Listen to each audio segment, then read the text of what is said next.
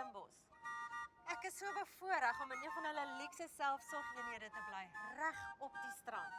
Hulle het akkommodasie wat almal se sakke pas, van rondavels tot die woonwaarpark.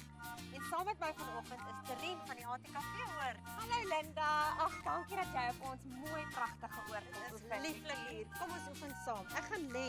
Ons doen oefeninge wat twee mense saam kan doen. So gryp jou man of jou kind om saam te oefen. Hierdie is 'n maagoefening. Uitstekend vir daai boepie. So Terien, gooi my bene af en my hakke raak net op die grond. Hou jou maag styf ingetrek nie. En as jy 'n rugprobleem het, lig jou kop 'n bietjie op. Of jy kan dit selfs doen as jy 'n bietjie moeiliker vir jouself wil maak. Jy kan ook jou knieë gebuig hou as jy 'n rugprobleem het so.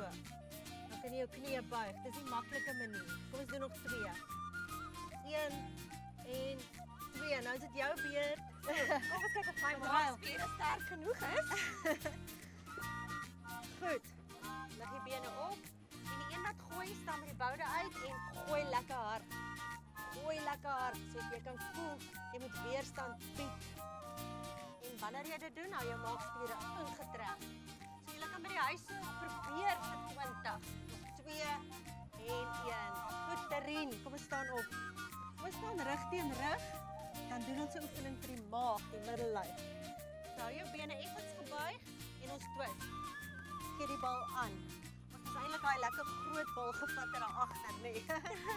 So hierdie is uitstekend as jy met vakansie is om met jou kinders te doen. Nog so 2 en 1. Ander kant. En draai. Heeltyd maag ingetrek. Draai en laaste een. Goed, nou vir die bobene en boude. Ek gaan squat en dan gaan ek dit vir jou gooi.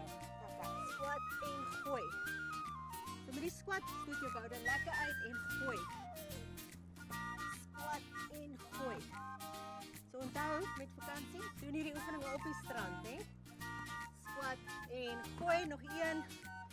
Assai. Nou ja, toe. Dis vakansie, pak in en kom span uit by een van die ATKV oorde. Van my en Terien is dit. Totsiens. Ons gaan speel op die strand. Vang.